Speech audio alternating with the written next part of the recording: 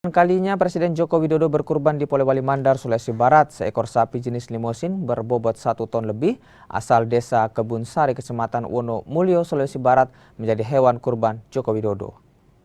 Sapi jumbo berjenis limosin berumur 4 tahun ini menjadi hewan kurban Presiden Joko Widodo di Polewali Mandar, Sulawesi Barat.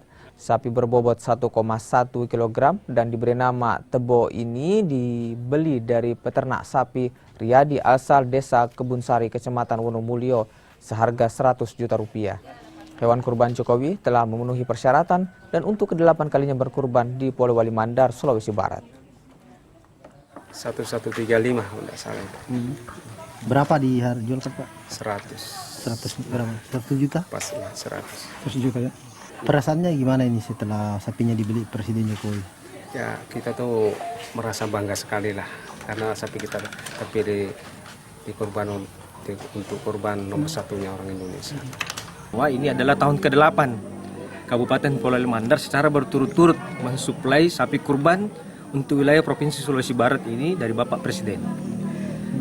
Dari sapi ini namanya Tebo, beratnya itu kurang lebih 1131 kg dan jenisnya ini limosin.